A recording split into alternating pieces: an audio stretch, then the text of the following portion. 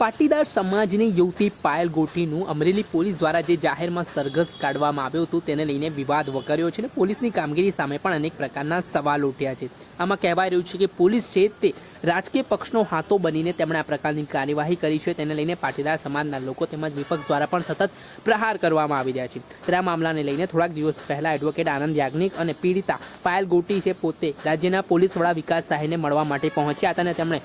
જે અમરેલી પોલીસે તેની સાથે વર્તન કર્યું છે તે મામલે ગંભીર આરોપો પણ કર્યા હતા। આ ઘટનાની ગંભીરતાને લઈને રાજ્યના પોલીસ વડા વિકાસ સહાય દ્વારા સમગ્ર મામલાની તપાસ ડીઆઈજી નિલીપ રાયને સોંપી છે। આના જ કારણે હવે આગામી દિવસોમાં જે અમરેલીમાં લેટર કાર્ડનો મામલો છે અને સાથે જ જે અમરેલી પોલીસની ભૂમિકા ઘટનામાં સામે આવી છે તેને લઈને ડીઆઈજી નિલીપ રાય સમગ્ર કેસની તપાસ કરવાના છે। તેના કારણે પોલીસ અધિકારીઓ અને કર્મચારીઓનો પણ પરસેવો છૂટી શકે છે,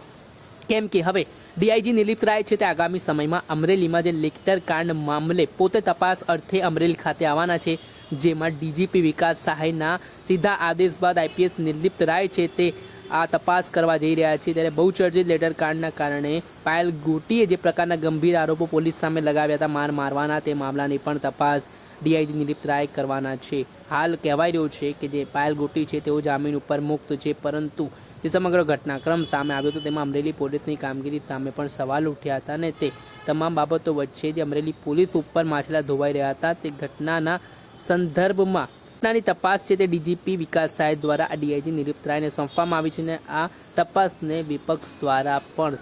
આવકારવામાં આવ્યું છે અને કહેવામાં આવ્યું છે કે નિલીપ રાયને તપાસ સોંપવામાં આવી છે તો આગામી સમયમાં આ ઘટનામાં દૂધનું દૂધ અને પાણીનું પાણી થઈ જશે અને જેમાં જે કોઈ પણ અધિકારી અને કર્મચારીની આ પોલીસની અને જેમાં જે કોઈ પણ પોલીસ અધિકારી અને કર્મચારીની આ ઘટનાક્રમમાં જો વરવી ભૂમિકા સામે આવશે તો તેમની સામે પણ કાર્યવાહીનો સકંજો કસાઈ શકે છે। એટલે આના જ કારણે આગામી દિવસોમાં ડીઆઈજી નિલીપ રાય જે અમરેલીની તપાસ અર્થે જવાના છે તેના કારણે પોલીસ અધિકારી અને કર્મચારીઓનો પણ પરસેવો છૂટી રહ્યો છે।